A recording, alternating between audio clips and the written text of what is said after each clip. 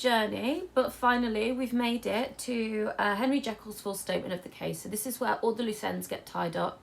This is when we start to make sense of what's actually gone on. And it's interesting in terms of, if we're thinking in terms of the structure of the novella again, the kind of the final unravelling of the mystery, it's really deeply and well hidden under layer upon layer of narrative.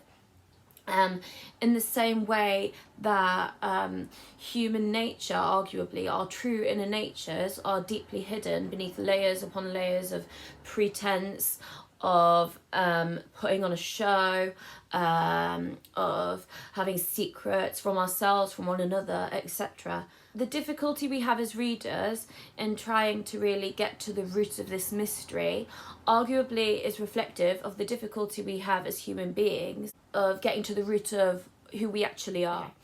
Let's start reading then. Henry Jekyll's full statement of the case. I was born in the year 18-something to a large fortune, endowed besides with excellent parts, inclined by nature to industry, fond of the respect of the wise and good among my fellow men. Immediately we see there Jekyll's need for validation from others, his need, his keenness to maintain a good reputation amongst his fellow men. Yeah, we see his real obsession with reputation come through there in that quote, fond of the respect of the wise and good, a good quote to remember. And thus, as might have been supposed, with every guarantee of an honourable and distinguished future. What arguably the comment Stevenson might be making here is, if you're born into a large fortune and if you take good care of your reputation, you'll have a good future. So what matters more in Victorian society then? That you're actually a good person, or that you've got money, you're rich, you're upper class, and you maintain a good outwardly public reputation? All of these things are very arbitrary, aren't actual indicators of you being a good person, yet in Victorian society people kind of just see it that way. Oh, you're upper class, you're more of a refined kind of person. You play the act of being polished and restrained and self-disciplined in public, you're a good person. But there's a hypocrisy in that, because we know those same gentlemen with the brilliant reputations, the upper-class gentlemen, would, behind closed doors, get up to all sorts of no good. So it's pointing out there the hypocrisy of Victorian society, Victorian gentlemen, and also man's inherent dual nature that just can't be ignored. And it's questioning Victorian society's understanding of what it means to be a good person. And indeed, the worst of my faults was a certain impatient gaiety of disposition. What that basically means is he's just a bit excitable as a person, and gets carried away with things. And he says that was a fault of his, because what it shows is a lack of restraint, a lack of self-discipline, these characteristics being all important in maintaining a good reputation in Victorian society. Such as has made the happiness of many, but such as I found it hard to reconcile with my imperious desire to carry my head high. So he's saying that he has this inner excitability, but it doesn't match up with the reputation, with the image he wants to portray of himself, and he struggles with that. He finds it hard to reconcile the two. So we're getting here the dual nature of Jekyll coming through. He has these two sides to himself that he struggles to reconcile. And what that brings to mind again then is the idea of Freud's theory of the self, of it being not as straightforward as we think it is, of us having kind of various layers to who we are. So at the bottom, having your id, your basic natural instincts, just wanting, needing, following just the pleasure principle, just going after whatever makes you feel good, regardless of whether it's moral, whether it's right, whether it's wrong, whether it would hurt anyone else, whether people would perceive it as a good or bad thing. So there's that. And then you have up at the top the superego. So the superego is all of society's expectations. It's the ideas of what's moral, what's right, what's wrong, what looks good, what doesn't, etc. And then we've said that we have the ego in the middle, which tries to reconcile the two, tries to has a kind of difficult juggling act of its hands of reconciling what you really want and what society expects of you. And that's what Jekyll's getting at here, very much so, when he's saying he has the imperious desire to carry his head high. So that's basically his superego, wanting to look good in society and be honourable in society's eyes. And then you've got his impatient gaiety of disposition, his kind of impulsiveness, his excitability, his want to fulfil his desires. He finds it hard to reconcile the two. And what he says is he wants to wear a more than commonly grave countenance before the public. Countenance is your face, grave is serious. So he wants to be serious-faced. He wants to look like a man of real discipline, self-restraint, etc. Hence it came about that I concealed my pleasures. There you go. So Jekyll's now admitting to his secrecy, to the idea that he has two sides to himself. And that when I reached years of reflection and began to look round me and take stock of my progress and position in the world, I stood already committed to a profound duplicity of life. There you go, duplicity, duplicitous, having two faces, having two sides to yourself, being deceptive with people. There he is, admitting that outright. He's admitting to his dual nature. He's admitting to being secretive. He's admitting to being misleading. He's admitting that his public persona does not match up with his private one. And by stating there that it's profound, he's suggesting that's something that's very deep down within human nature, inherent in human nature, embedded within human nature, and it's something he can't get away from. So there's a nice quote again for Jekyll when you're talking about man's dual nature, a profound duplicity of life. That's him putting on pretenses in high society to maintain that reputation that he wants to.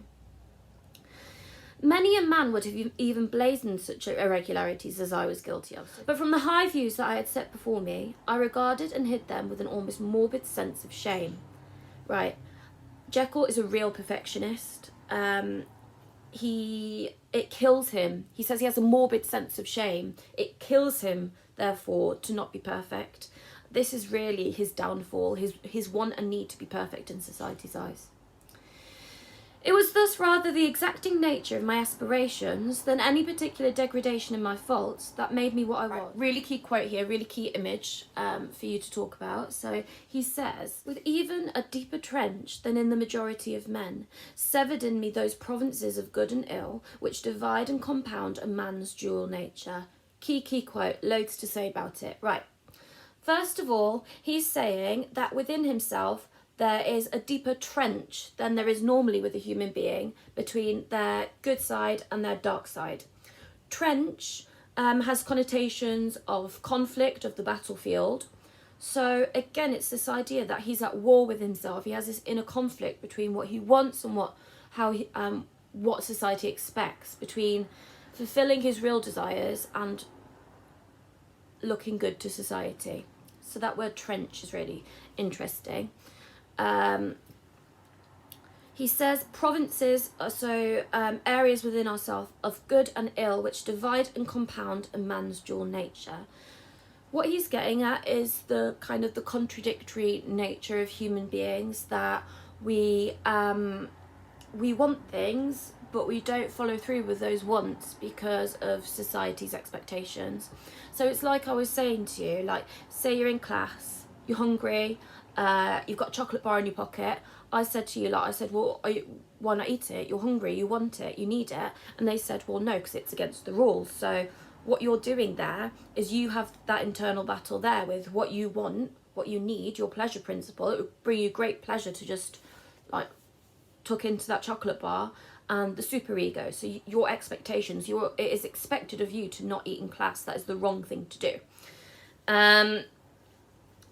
So you are internally divided, and but at the same time, that division forms a compound. So compounds, in a way, are kind of paradoxical in themselves. So like a chemical compound, it's made up of two parts, but it can't exist without those two parts. Those two parts are mutually inclusive. You can't have, just think about it, you can't have in the world good without having bad. You can't have hot without having cold. You can't have right without having wrong. So it's this idea that these binary oppositions on which we base our existence and our understanding of ourselves aren't in fact so binary. They are interlinked, interconnected. So the good and bad sides of ourselves are in fact very much interconnected, interwoven, and kind of in a constant dialogue with one another. And there he's kind of admitting there, making clear man's dual nature. We have two sides to ourselves. In this case, I was driven to reflect deeply and inveterately on that hard law of life, which lies at the root of religion and is one of the most plentiful springs of distress. Though so profound a double dealer, so there you go, he's referring to himself as a double dealer, as being duplicitous, as lying, as being secretive, living a lie. I was in no sense a hypocrite. Both sides of me were in dead earnest. I was no more myself when I laid aside restraint and plunged into shame. So he's saying, when I did all those things I just fancied and knew that they were wrong, he's saying he was no more himself then than when he laboured in the eye of day at the furtherance of knowledge or the relief of sorrow and suffering. So he saying, he was trying his best to put on proper appearances and maintain his reputation and do the good, right thing. He said he was no more himself then than when he was pursuing bad things. So what he's saying is these two sides of ourselves are inextricable. We are both at the same time. He's saying life is not so black and white as that you have good people and bad people. He's basically saying we have people who are a mixture of good and bad, and who we all have the potential within us for evil. It's just all about how your good and bad sides choose to interact with one another.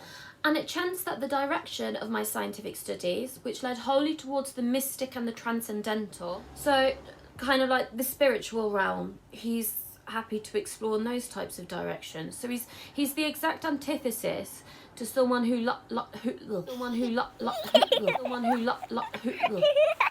to someone like Lanyon, who he kind of respects the binary oppositions on which we base our very objective reality. So he respects the idea that there are things that are real and there are things that are not real. He respects the idea that something can be true or it can be false. Whereas Jekyll's very open-minded. He's happy to explore beyond these very oversimplifying black and white binary ways of viewing human life. So he reacted and shed a strong light on this consciousness of the perennial war among my members. Again, war, so you've got here you've got a semantic field of war, of battle, reflecting on the way in which humans every day face a certain internal struggle in terms of how to act, how to be. With every day, and from both sides of my intelligence, the moral and the intellectual, I thus drew steadily nearer to that truth, by whose partial discovery I have been doomed to such a dreadful shipwreck, that man is not truly one, but truly two. There you go, a really good quote to capture this idea of the duality of man that Jekyll has come to discover. The repetition of truly implies the kind of the certainty with which he's reached this conclusion. It's also a very paradoxical statement. A paradoxical statement to say that man, something singular, is two. And that really captures the paradoxical nature of human beings, of our behaviours, of our psychology, of the way our minds work. I say two because the state of my own knowledge does not pass beyond that point. So Jekyll's saying there might even be more than two sides to us, but what he is, and the way in which he differs from Lanyon is that he accepts that, like, science is limited. Science is, it's constantly updating himself. There's always more that we can discover and find out. Hence why he was exploring these kind of mystic transcendental realms in his science. Others will follow. Others will outstrip me on the same lines, and I hazard the guess that man will be ultimately known for a mere polity of multifarious, incongruous, and independent denizens. So he's saying, really, when we really get to know what it is to be human, it means something multiple. It means something kind of contradictory. So incongruous means doesn't match up. So within ourselves, a lot of it just doesn't match up, is quite paradoxical. And independent, meaning that we have separate parts of ourselves that follow their own agenda type thing. So what he's really doing there is just acknowledging the complexity of human existence, because as human beings, we are self-contradictory, we're unpredictable, and we can't be so easily categorized into good and bad. For my part, from the nature of my life, advanced infallibly in one direction and in one direction only. It was on the moral side. So he decided to go the moral route to maintain his positive reputation, etc., etc. He listened more basically to his superego than he did to his id. And in my own person, that I learned to recognise the thorough and primitive duality of man. So here you go, you've got another hint to Darwinism. Primitive, it's been there since kind of the dawn of time, that we've been dual in nature. I saw that of the two natures that contended in the field of my consciousness, again more kind of battle in imagery with that verb contended. Even if I could rightly be said to be either, it was only because I was radically both. Another paradox, being both at the same time. And from an early date, even before the course of my scientific discoveries had begun to suggest the most naked possibility of such a miracle, I had learnt to dwell with pleasure, as a beloved daydream, on the thought of the separation of these elements. So what he's saying is, our good and bad sides are inextricable. We are good precisely because we suppress our bad instincts, and we are bad because we don't listen to our better instincts, our more good instincts. So these two things, they can't be separated. It's an interaction, ultimately. They are inextricable, meaning they can't be pulled apart. Can't be extracted, the one from the other.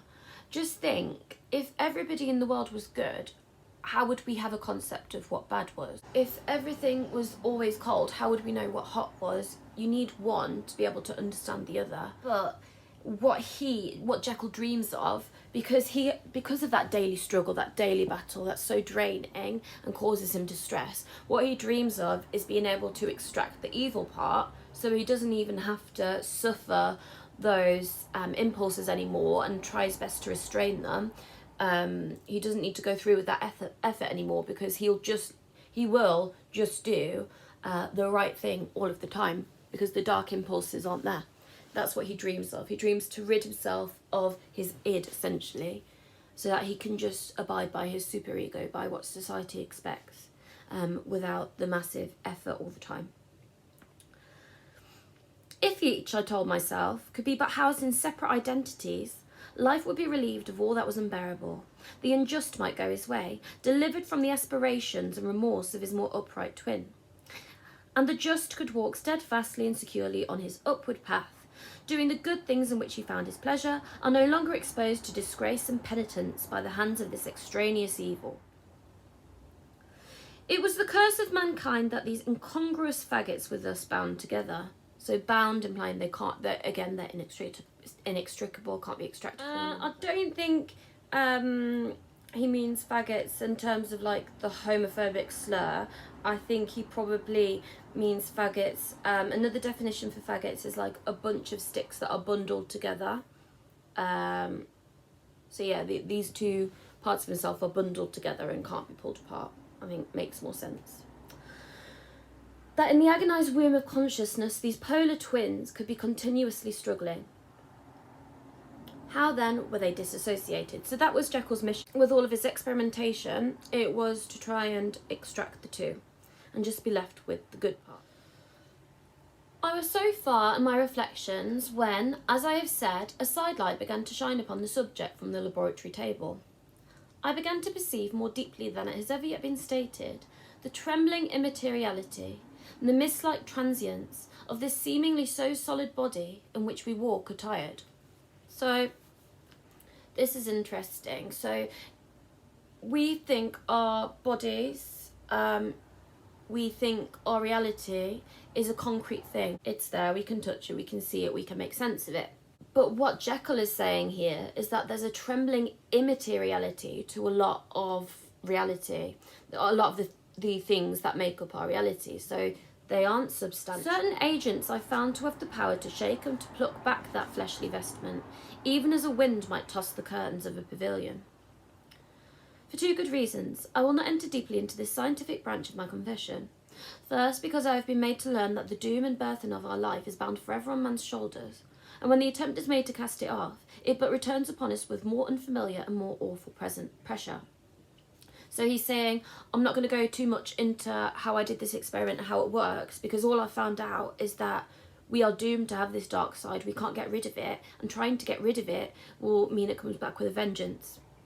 I mean, in many ways, that stands true in life in general. If you try to suppress a desire, it can come back stronger. So, like, say if you're, I don't know, you're on a diet and you're trying not to eat chocolate, because you know you can't eat it, it makes you want to eat it more, that type of thing. If we try to suppress certain impulses, they can in fact come back stronger with events. Second, because as my narrative will make, alas, too evident, my discoveries were incomplete.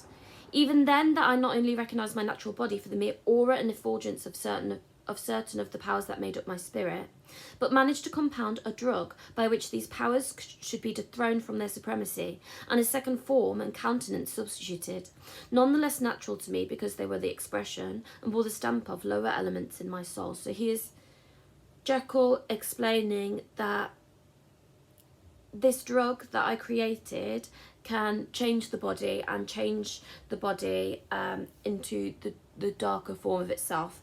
Its lower elements can take control, can have supremacy.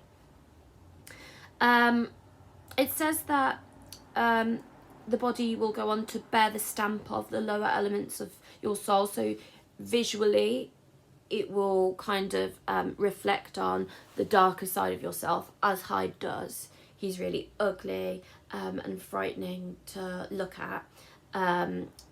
Might be a link there to that pseudoscience that was quite popular in the Victorian times of physiognomy, people believing that your true character was reflected in your physical appearance. Could be a little contextual link to make there.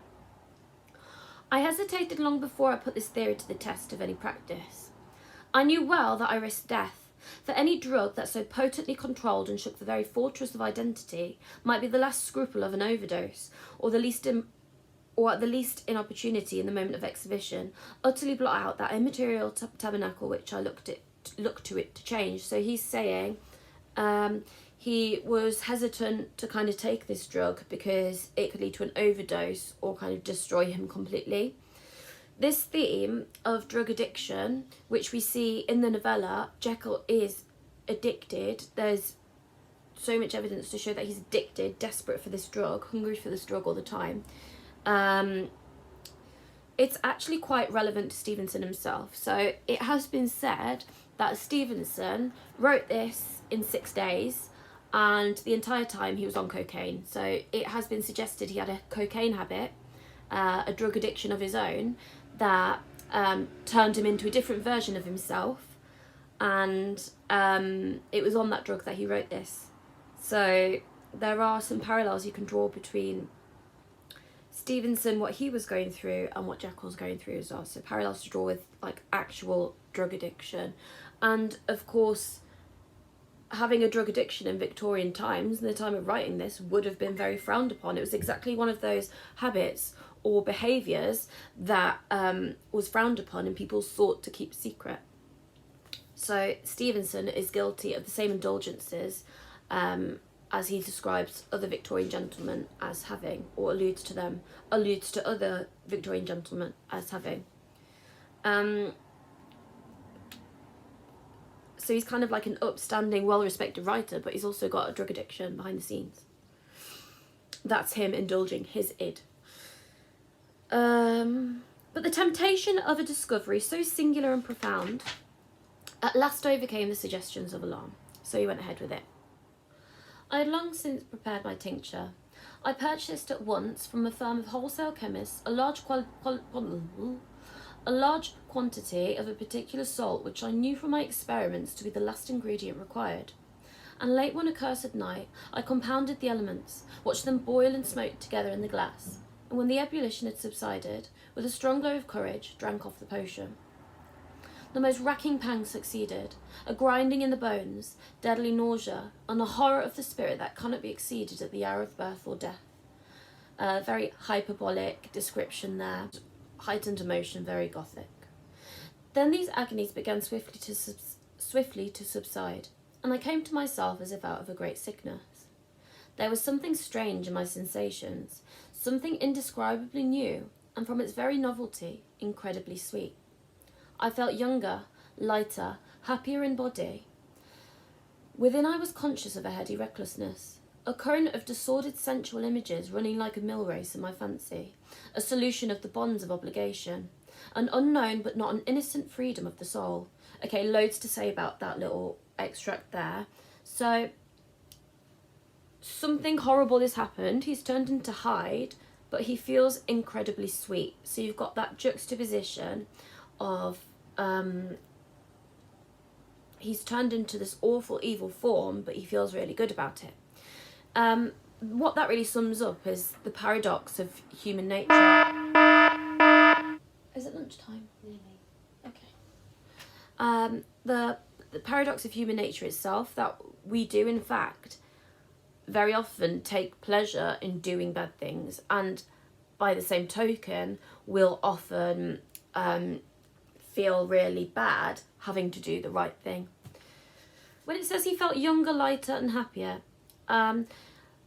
perhaps because he feels lighter and happier without the burden of society's expectations on him. Those expectations have really aged him, have really ground him down, trying every day to maintain that reputation and abide by society's rules and customs, the really strict rules and customs within Victorian society. It's really ground him down and made him feel older than he is. So lighter because he literally doesn't have that heavy burden to carry upon him.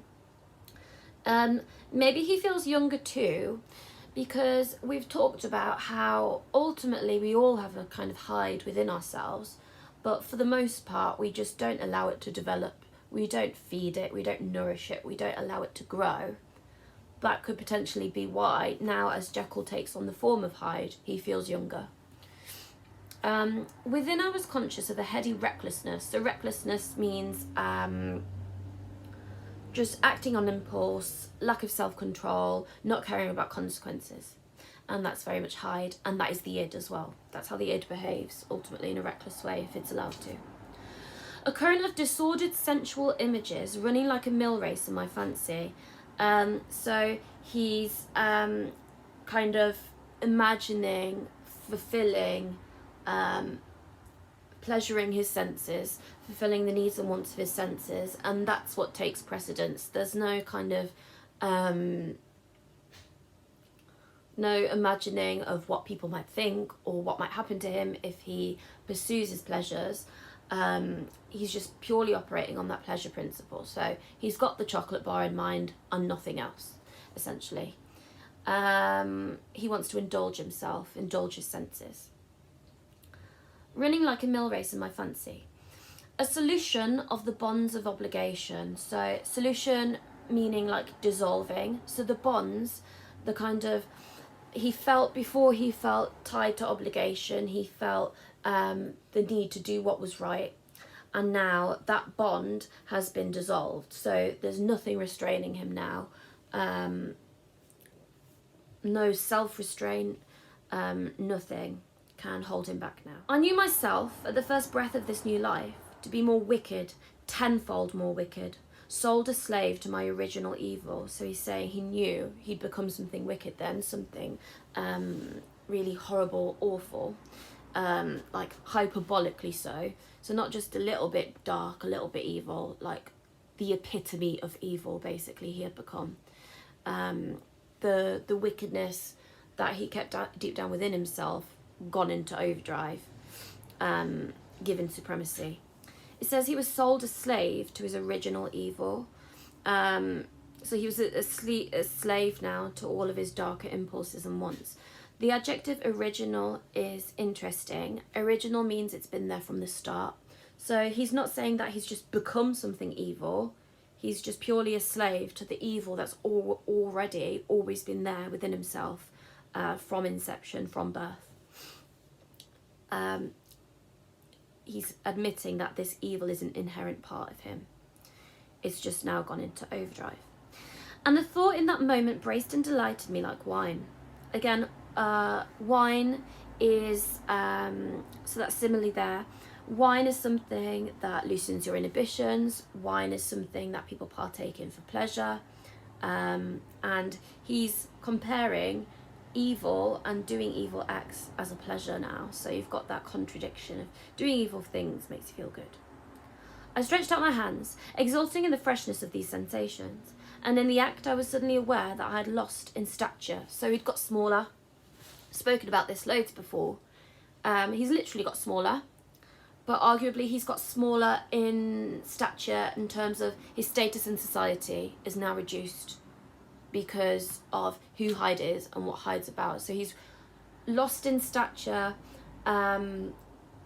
literally, and lost in stature figuratively in terms of his status and reputation within society. Also smaller because, again, we've said that Hyde is the part of ourselves that we don't allow to flourish and grow. It remains suppressed and underdeveloped. So that's why this Hyde figure is smaller. There was no mirror at that day in my room. That which stands beside me as I write was brought there later on for the very purpose of these transformations. The night, however, was far gone into the morning. The morning, black as it was nearly ripe for the conception of the day. A black morning, oxymoronic. The morning's meant to be bright and light.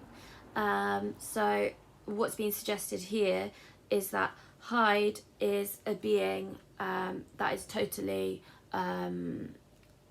without good, without lightness. There's a complete absence of anything good and positive. The morning becoming black as well is quite a paradox. There's a lot of imagery of paradox and contradiction going on. Further mirrors the paradoxical nature of human beings and their behaviours. It was nearly right for the conception.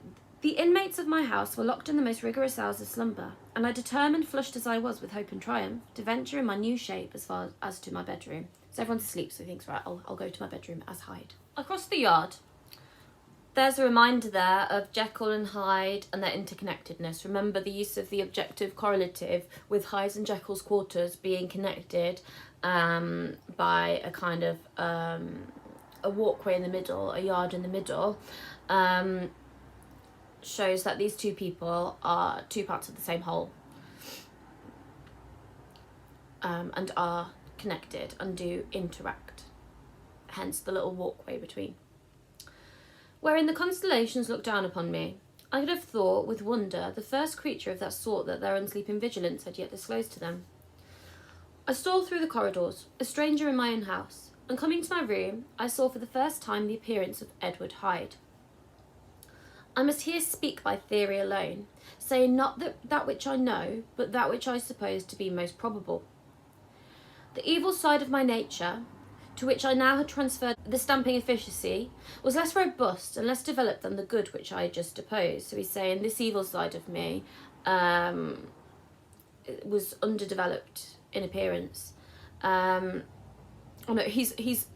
Now he's explaining the evil part of myself. I haven't allowed it to develop. I've been suppressing it.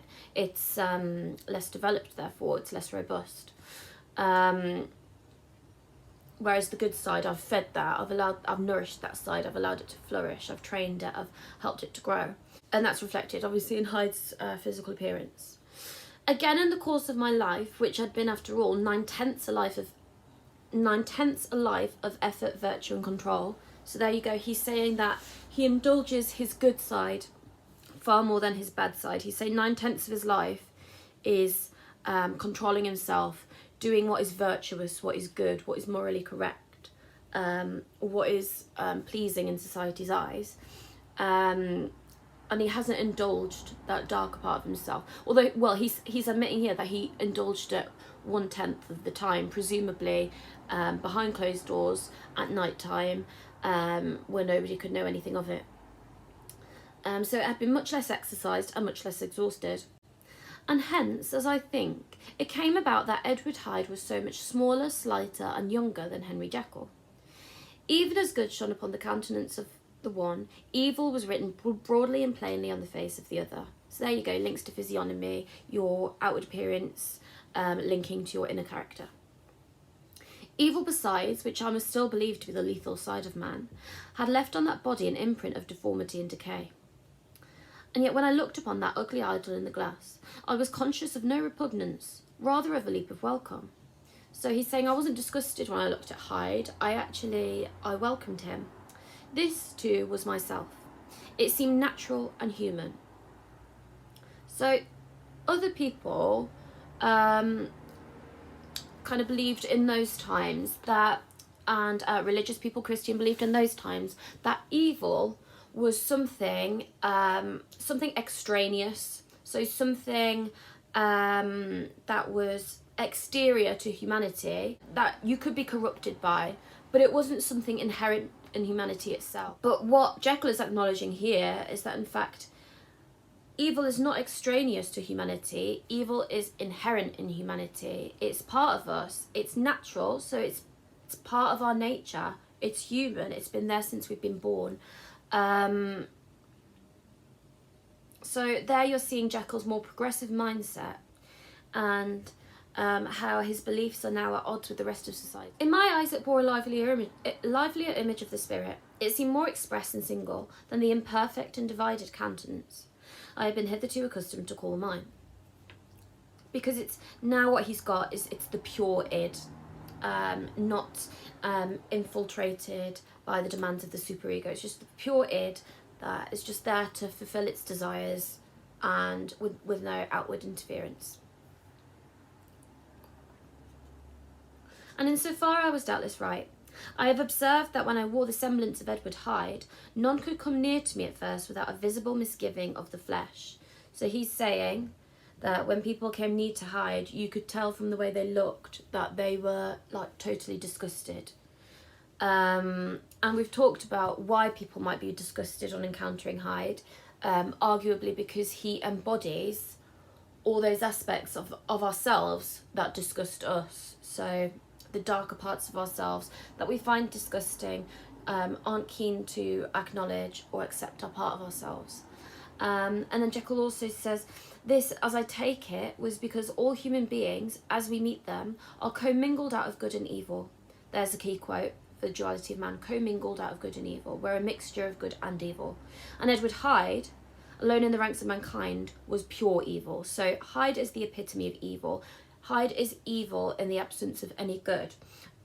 So whereas like most human beings will have redeeming factors no matter how evil they might appear, here is a human being without any good whatsoever.